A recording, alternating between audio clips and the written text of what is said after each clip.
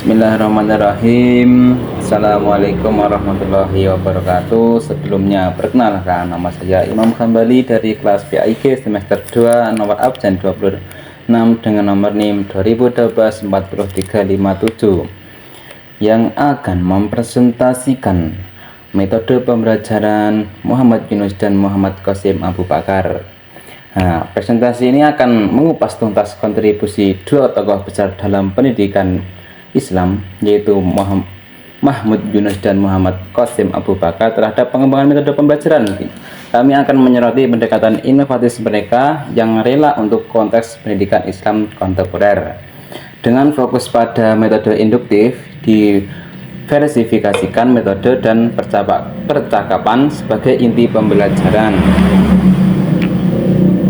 Kemudian filosofis pendidikan Islam untuk membangun karakter yang komprehensif. Nah, pendidikan Islam menurut perspektif modern merupakan proses holistik yang membimbing individu secara jasmani dan rohani menuju kedewasaan berdasarkan nilai-nilai Islam. Mahmud Yunus menekankan bahwa pendidikan Islam tidak hanya terbatas pada transfer ilmu pengetahuan agama, tetapi juga membentuk perilaku dan moralitas individu dalam kehidupan pribadi, sosial, dan hubungan dengan alam. Nah, pendekatan ini psikologis dalam pendidikan Islam memastikan proses belajar mengajar sesuai dengan pengembangan peserta didik sebagai ilmu yang disampaikan dapat dipahami secara kritis dan mendalam. Fokus utama adalah perubahan tingkah laku yang positif, menjadikan individu yang berakhlak mulia dan berkontribusi pada masyarakat.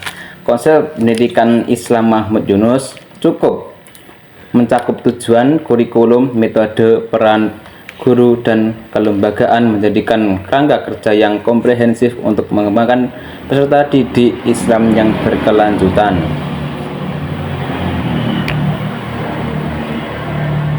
Selanjutnya yaitu metode induktif. Nah, metode induktif ini dibagi menjadi 3. Sebelum kita ke pembagiannya, langkah baiknya mengetahui pengertiannya dulu. Nah, metode induktif adalah pendekatan fundamental dalam pembelajaran yang dimulai dari pengamatan terhadap fakta-fakta khusus untuk kemudian menarik kesimpulan umum. Dalam pendidikan Islam, metode ini sangat efektif untuk mengembangkan pemahaman mendalam tentang prinsip-prinsip Islam. Nah, kemudian metode induktif ini dibagi menjadi 3. Yang pertama, tafsir dan fikih, bahasa Arab, dan pembinaan akhlak. Nah, untuk tafsir dan fikih ini Mahmud Yunus menerapkan metode induktif dalam mengajarkan tafsir dan fikih. Siswa disajikan contoh-contoh yang nyata, yang relevan, kemudian diarahkan untuk menarik kesimpulan atau hukum Islam yang berlaku, mendorong pemikiran kritis. Kemudian yang nomor 2 yaitu bahasa Arab. Dalam pengajaran bahasa Arab, guru menyajikan kalimat-kalimat contoh tanpa langsung menjelaskan kata bahasanya. Siswa mengamati dan menyimpulkan pola kaidah tersebut, kemudian menumbuhkan kemandirian belajar pemahaman tata bahasa secara aktif. Yang terakhir yaitu pembinaan akhlak. Nah, Muhammad Qasim Abu Bakar menekankan metode induktif dalam pembinaan akhlak. Siswa diajak merenungkan pengalaman langsung dan peristiwa sehari-hari untuk memahami nilai-nilai moral dan etika Islam untuk menciptakan pemahaman yang aplikatif. Next. Nah, yang selanjutnya itu diverifikasi metode pembelajaran Mahmud Yunus. Nah, Mahmud Yunus ini terkenal sebagai pelopor dalam diverifikasi metode pembelajaran untuk mencapai tujuan pendidikan yang optimal. Pendekatannya tidak terpaku pada satu metode, melainkan mengintegrasikan berbagai teknik untuk menciptakan pengalaman pembelajaran yang dinamis dan efektif. Nah, ini dibagi menjadi 2, yaitu metode langsung atau metode direct method atau metode ketutupan, metode tidak langsung. Nah, dalam metode langsung ini mengajarkan bahasa Arab Mahmud Yunus sangat menekankan penggunaan bahasa Arab secara aktif sebagai bahasa pengantar tanpa terjemah. Metode ini berfokus pada kemampuan menyimak dan berbicara dalam konteks nyata, kemungkinan siswa berinteraksi langsung dengan bahasa. Yang nomor 2 yaitu metode eklektik. Nah, metode ini ialah pendekatan yang menggabungkan berbagai metode seperti ceramah, diskusi, tanya jawab, dan demonstrasi.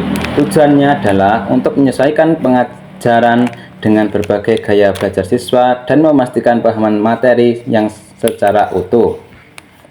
Next. Nah, yang selanjutnya yaitu pendekatan partisipatif Muhammad Qasim Abu Bakar.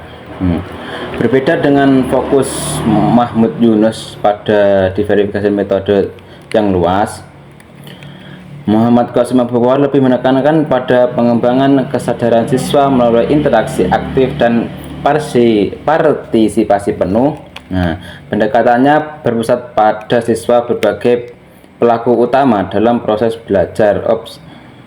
Nah, kemudian ini dibagi menjadi 3. Yang pertama itu observasi dan pengalaman langsung, kemudian refleksi nilai dan muhasabah, dan pembelajaran berbasis masalah atau problem based learning.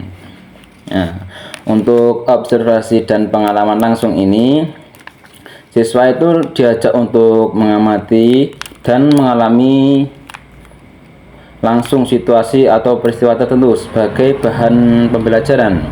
Ini memungkinkan mereka untuk menarik pelajaran dari realitas kehidupan refleksi nilai. Yang selanjutnya yaitu refleksi nilai dan muhasabah. Setelah mengalami suatu peristiwa, siswa diajak untuk merenungkan pengalaman mereka dan mengambil pelajaran moral. Dari situ menanamkan nilai-nilai Islam secara mendalam.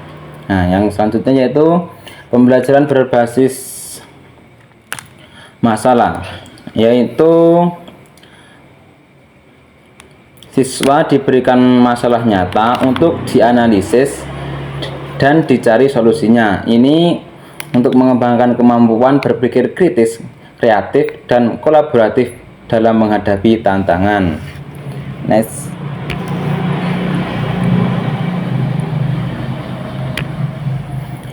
Kemudian metode percakapan, fondasi komunikatif edukatif. Nah, metode percakapan atau hiwar adalah pendekatan yang krusial yang menekankan komunikasi dua arah antara guru dan siswa, yang sangat menonjol dalam pemikiran kedua tokoh ini. Yang pertama itu Muhammad Yunus. Nah, Muhammad Yunus ini menekankan tanya jawab yang terarah. Ini biasanya digunakan untuk dalam tafsir, fikih, bahasa Arab. Kemudian yang nomor 2 yaitu siswa aktif berpikir dan memahami makna. Yang nomor 3 itu efektif untuk mengevaluasi pemahaman secara langsung. Yang nomor 4 yaitu meningkatkan kemampuan berbicara dan berpikir kritis melalui interaksi aktif. Kemudian untuk Muhammad Qasim Abu Bakar itu menekankan metode dialog yang terbuka. Nah, itu ada 3. Yang pertama itu dasar interaksi pembelajaran yang mendidik, bukan otoritatif. Yang kedua yaitu guru sebagai fasilitator untuk mendorong siswa berpikir, bertanya, berpendapat dengan etika Islam. Yang nomor 3 yaitu menanamkan nilai demokrasi, adab, dan penghargaan terhadap perbedaan pendapat. Kemudian perbandingan pendekatan metode antara Muhammad Yunus dan Muhammad Qasim Abu Bakar. Nah, kedua tokoh ini memiliki pendekatan yang unik namun saling melengkapi dalam memperkaya metodologi pendidikan Islam. Ada 4 perbedaan. Yang pertama, dari Muhammad Yunus sendiri memiliki fokus utama yaitu diverifikasi metode, efisiensi pembelajaran, dan penanaman moral. Sedangkan Muhammad Qasim Abu Bakar Fokus utamanya yaitu mengembangkan kesadaran partisipasi aktif dan pembentukan akhlak.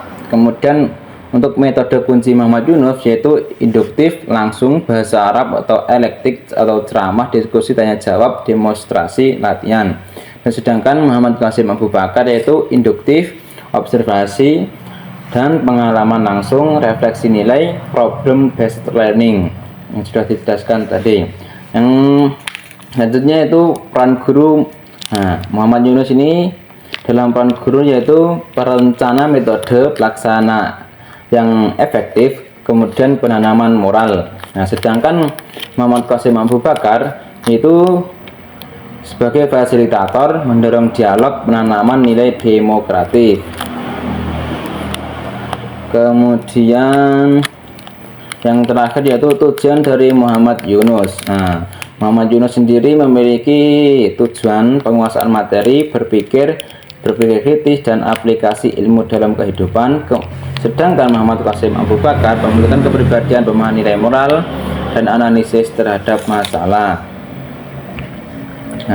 Meskipun memiliki fokus yang berbeda dari kedua tokoh ini, kedua tokoh ini sepakat pada pentingnya metode yang adaptif dan kontekstual untuk membentuk individu yang tidak hanya cerdas secara intelektual tetapi juga berakhlak mulia. Next. Kemudian yaitu kesimpulan dan relevansi kontemporer. Muhammad Yunus dan Muhammad Qasim Abu Bakar telah memberikan kontribusi yang signifikan dalam pengembangan metodologi pendidikan Islam di Indonesia. Pendekatan mereka yang adaptif dan kontekstual menekankan metode induktif, penggunaan metode yang beragam, dan pentingnya percakapan tetap sangat relevan untuk diterapkan dalam pendidikan Islam kontemporer. Dan dari sekian itu dibagi menjadi 3. Yang pertama yaitu pengembangan kemampuan berpikir kritis. Melalui metode induktif dan tanya jawab, siswa dilatih untuk menganalisis, menyimpulkan, dan memecahkan masalah. Kemampuan esensial di era modern. Yang selanjutnya itu pembelajaran berpusat pada siswa. Pendekatan ini berpartisipatif dan dialogis, menjadikan siswa sebagai subjek aktif dalam proses pembelajaran, meningkatkan motivasi dan pemahaman mendalam. Yang terakhir yaitu integrasi ilmu dan akhlak. Kedua tokoh ini menunjukkan bahwa pembelajaran tidak hanya tentang transfer pengetahuan, akan tetapi juga membentuk karakter yang berlandaskan nilai-nilai Islam, kunci untuk menghasilkan generasi yang berintegritas. Dengan mengadopsi prinsip-prinsip ini, pendidikan Islam dapat terus berinovasi, menyampaikan generasi Muslim yang tidak hanya unggul secara akademis, tetapi juga memiliki moral dan etika yang kuat, siap menghadapi tantangan zaman. Mungkin cukup sekian yang dapat saya sampaikan. Presentasi ini bukan sebagai akhir, tapi awal dari proses berpikir kita bersama. Terima kasih sudah mendengarkan dengan antusias. Yuk generasi yang nggak cuma tahu, tapi juga mau berkontribusi. Sekian dari saya. Wassalamualaikum warahmatullahi wabarakatuh.